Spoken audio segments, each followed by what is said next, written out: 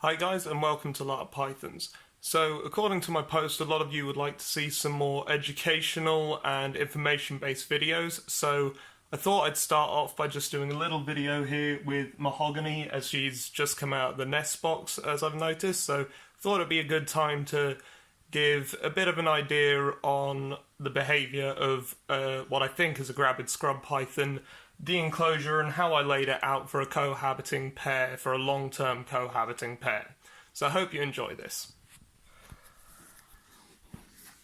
Right, so here we have Mahogany, and as you can see, she's looking dark. She's just come out of her eyes being in blue a couple of days ago, so I'm expecting her to shed any day now. She may even shed while she's out. This could be attributing to the dark colour, but hopefully I think this will be the pre-lay shed, and I think this dark colour is attributed to her being gravid. As you can see, she's got this lovely iridescent sheen on her, which is often a sign of them being gravid, is this really petrol-y sheen to them.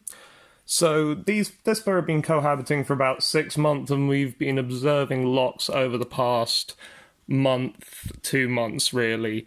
We witnessed what we think was an ovulation where she stayed to the floor and she was very restless and uncomfortable. She stayed basking for 2 or 3 days before it, very uncomfortable and restless, and was moving around the entire enclosure, shifting between basking and being down on one of the cooler sides.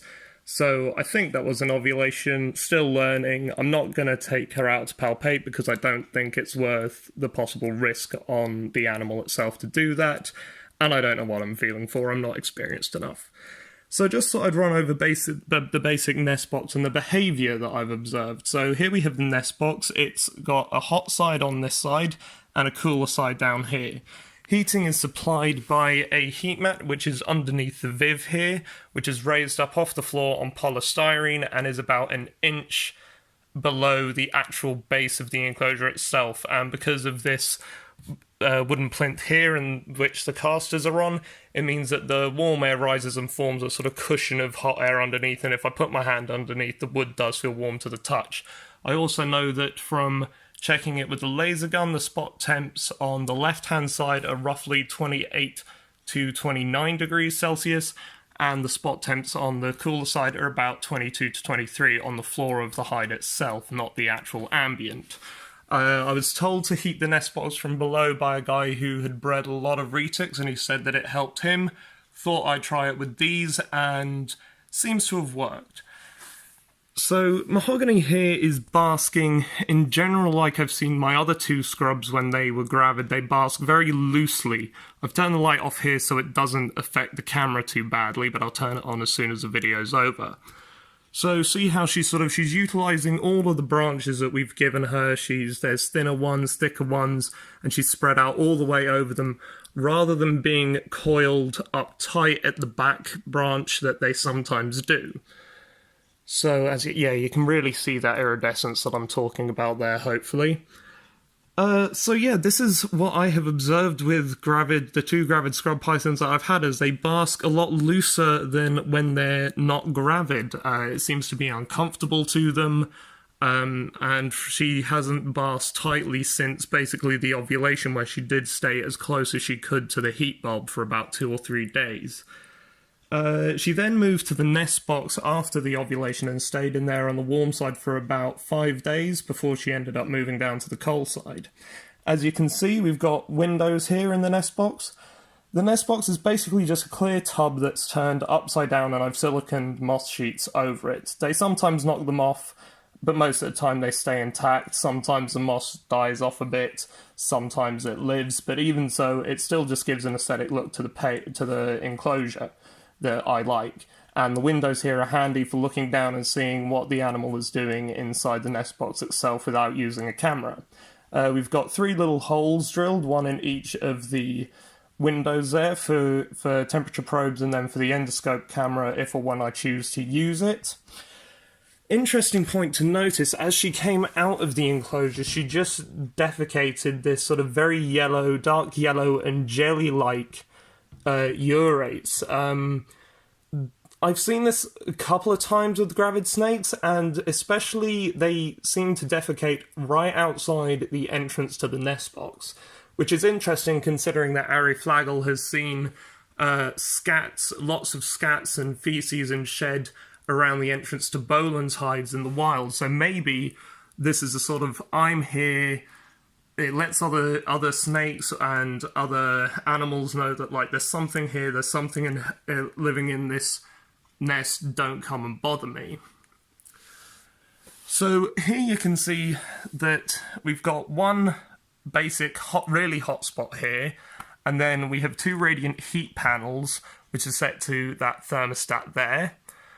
And the probe is just that little black dot that you can see just there. I drilled a hole through the branch and fed the probe down through the greenery and through there and just siliconed it in place, so I know that that level is getting to the desired temperature, which is where the animals actually are. In the 6 months or so these animals have been cohabiting, I've never seen any competition for a basking spot. One doesn't seem to push or bully the other one off.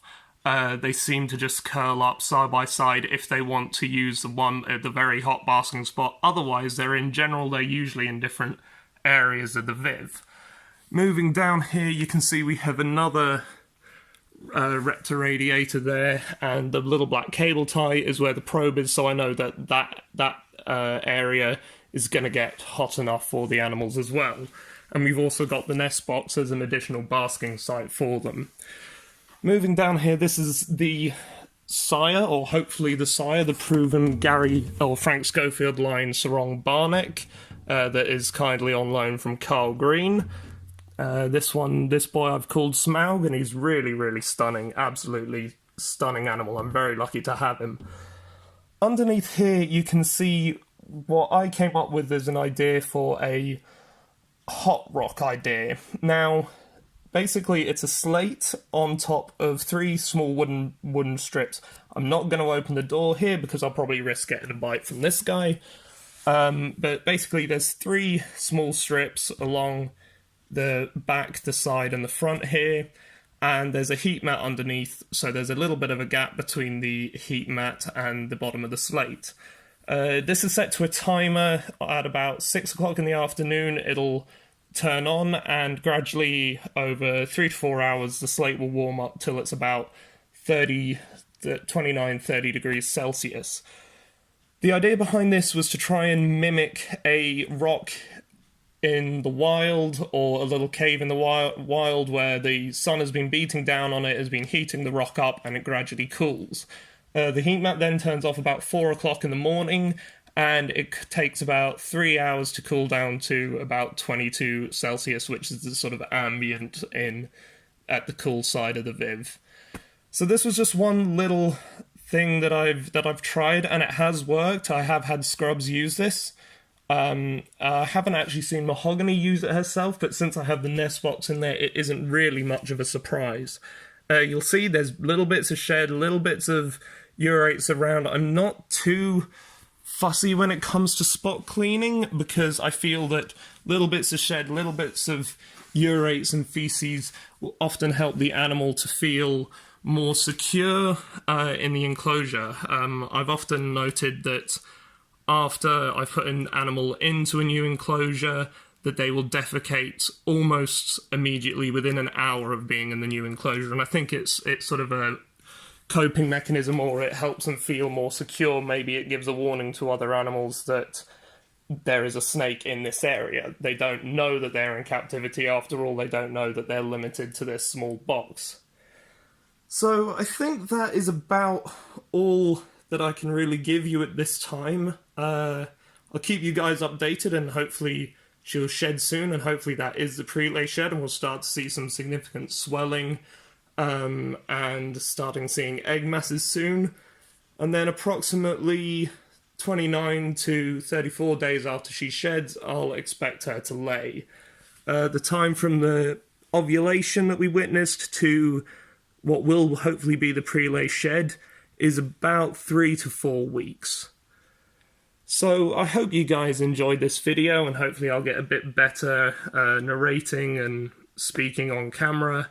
It's a bit difficult for me So I hope you guys enjoyed this and I hope you found it informative. So leave any feedback in the comments below and yeah, let me know what you think. So cheers guys.